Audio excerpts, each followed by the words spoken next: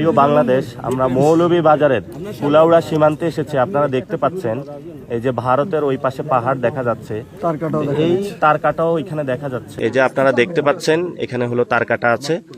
তো এখানে কয়েকদিন আগে বাংলাদেশি একজন যুবক যার বয়স 40 ছিল, সে এখানে হলো ঠিক এই পাহাড়ের ঘেঁষেই একটা নদী আছে, তার ফ্যামিলির জন্য হলো মাছ ধরতে গিয়েছিল, কিন্তু খুনি বিএসএফ হলো তাকে হত্যা করে এবং এখানে 2 জনকে তারা আহত করে, যারা হসপিটালে চিকিৎসাধীন আছে। শুধু তাই নয়, 2 জন হিন্দুকেও তারা কয়েকদিন আগে হত্যা করে। স্বর্ণা দাস এবং গৌতম ব্রত নামে একজন বাংলাদেশিকে হত্যা করে তারা।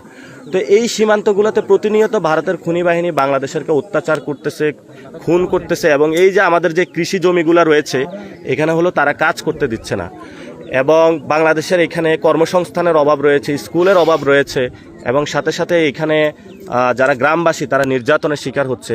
আমি আপনার দেখাতে চাচ্ছি, এই হলো সীমান্তের গ্রাম। এখানে অনেক মানুষ একসাথে হয়েছে, যারা প্রতিনিয়ত একটা ভয় এবং উৎকণ্ঠার মধ্য দিয়ে এখানে আছে। এবং আমাদের যে বিজিবি বাইরা, এই যে আপনারা দেখতে পাচ্ছেন 32 ইঞ্চি জেভিকো টিভি এখন মাত্র 15,000 টাকায়, সাথে পাচ্ছেন 3 বছরের প্যানেল ওয়ারেন্টি। এখানে হলো তারা পাহারা দিচ্ছে বাংলাদেশ, এই যে আমাদের বিজিবি ভাইরা বাংলাদেশ পাহারা দিচ্ছে, এবং আপনারা দেখতে পাবেন এই যে বিজিবি ভাইরা বাংলাদেশ পাহারা দিচ্ছে।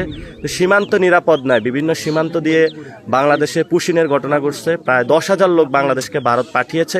এ বিষয়ে সরকারের কোনো স্পষ্ট অবস্থান আমরা দেখতে পাচ্ছি না।